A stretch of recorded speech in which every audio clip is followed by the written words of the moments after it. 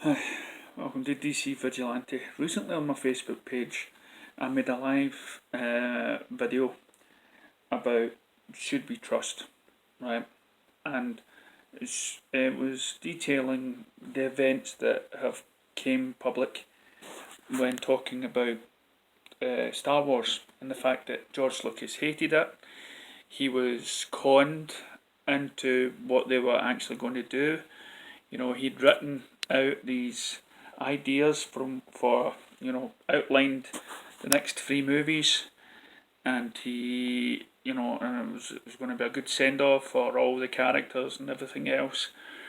And they sat down there and then they lied to him and said that they will honour him and everything else, especially Kathleen Kennedy, but then and also J.J. Abrams.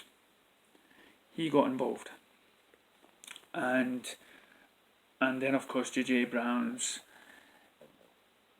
directed The Force Awakens, which I already had a problem with because it felt so much like the first film, Episode 4. And it was like another Death Star, and why is Luke only 3 minutes at the end of the film?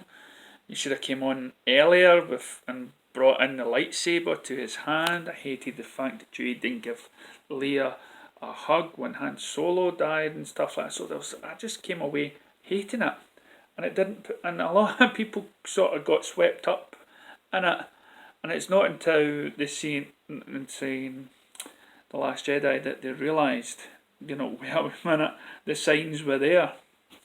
Anyway, I'm drifting off the subject.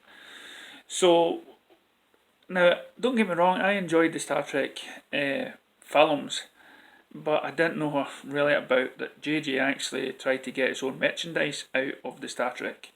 He puts in wee tweaks here and a wee tweak there, and in order that it's something different and something that he can, because he added it, means he could benefit money wise from it. But what he gave us was nothing original. Now, I've been a big fan of J.J. Abrams for a while. I loved some of his TV stuff that he helped produce, like Person of Interest, and I also liked his a couple of his earlier movies and stuff like that. And I thought, I took well to the Bad Robot thing and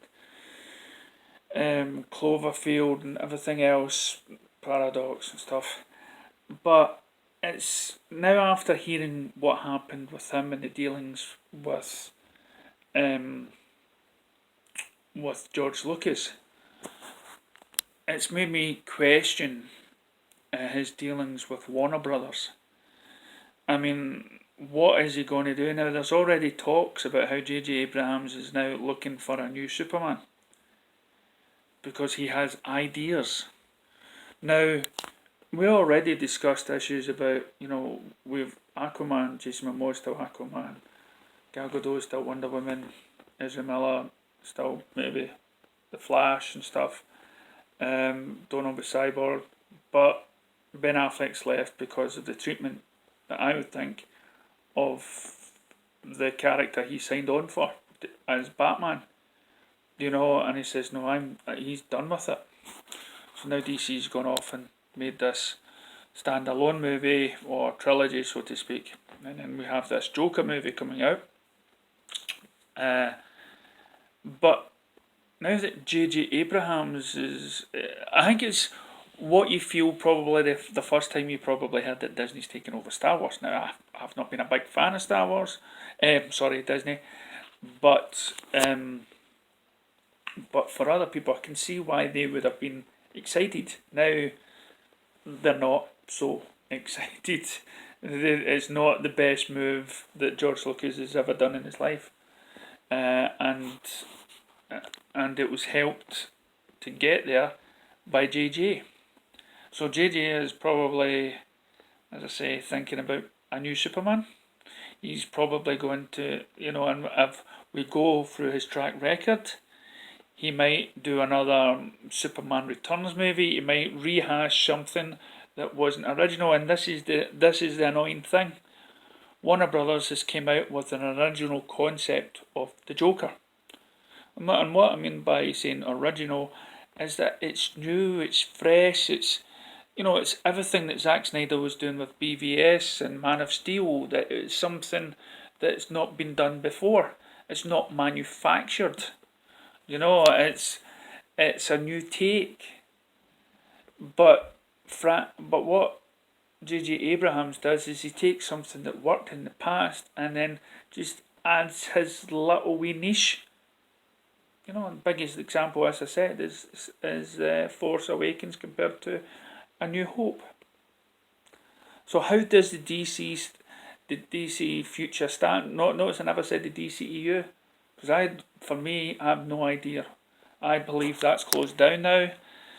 I believe Jason Momoa and Wonder Woman and whatnot, they'll still make those one-off films, but as far as the hope of connected universe, as far as a Justice League movie with these original actors in it again, it doesn't seem likely. Hence, the more passion driven towards of releasing the Snyder Cut. That is what we need. If we were ever to be the Snyder Cut to be released, it will really, people will be shouting the names of all those actors involved and say, we should have got more out of these people for Justice League 3 and Justice League 4. We should have used Henry, we should have used Ben, we should have used, why you had your chance, Warner Brothers, you blew it. Now there's talks about in this new Batman film, they have a colour James Gordon, Lieutenant Gordon, and that's a standalone. It's got nothing, and it's just fans of DC must be sort of angry. And as I say, I received a letter from Facebook claiming to, let's support Cavill and him staying as Superman. You can check out the post earlier that I made, saying how great he was in the role, how up to date he was, the body, the acting, he just embodies the character.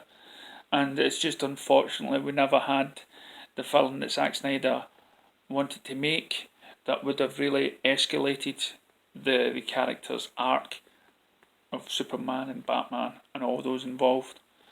And now we're trusting the future of Warner Brothers films and of J.J. Abrams to bring something good to the table. All I can say now, thanks to the guy releasing the news about what happened with the dealings of George Lucas, I'm in doubts. I'm in doubt of his creativeness. I'm in doubt of something that he could bring, something new to the table. I don't think he must be aware of the fans' outcry for the Snyder Cut. He must be aware of people's passion for those actors. And yet, we're faced with posts of J.J. Abrams looking for a new Superman. So, yeah. He's not as good as you think. If you disagree with me, and if you think you can convince me otherwise, please leave a comment down below. Thank you. This is DC Vigilante. This has been my truth. Let's hear yours. Thank you.